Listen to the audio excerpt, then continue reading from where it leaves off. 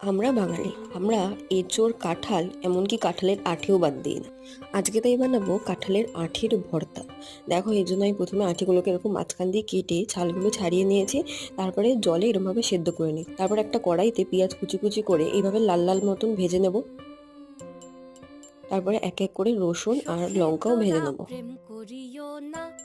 সমস্ত কিছু ভাজা হয়ে গেলে তারপরে কাঁঠালের আঠিটা একটু ঠান্ডা হয়ে গেলে এরকম ভালো করে স্ম্যাশ করে নেব। তো দেখো, আমার এখানে কাঁঠালের আঠিটা ভালো করে মাখা হয়ে গেছে। আর অন্যদিকে আমি নুনের সাথে যেগুলো আমরা শুকনো লঙ্কা, পেঁয়াজ, রসুন যেগুলো ভেজে রেখেছিলাম সেগুলো ভালো করে প্রথমে মিক্সড করে নেব। তারপরে এর মধ্যে দিয়ে দেবো কুচি করে রাখা পেঁয়াজ। সমস্ত কিছু ভালো করে মিক্সড করে তারপরে যে কাঁঠালের আঠিটা আমরা মেখে রেখেছিলাম তার সাথে ভালো করে মিক্সড করে নেব। পরে এর মধ্যে দিয়ে দেবো সর্ষের তেল, যেটা ছাড়া ভর্তা একেবারে অসম্পূর্ণ। তো তোমরা এই রেসিপিটা একবার বাড়িতে ট্রাই করে দেখো। কেমন লাগলো আমাকে অবশ্যই জানিও। ভালো লাগলে একটা লাইক করো আর আমার চ্যানেলটা সাবস্ক্রাইব করো।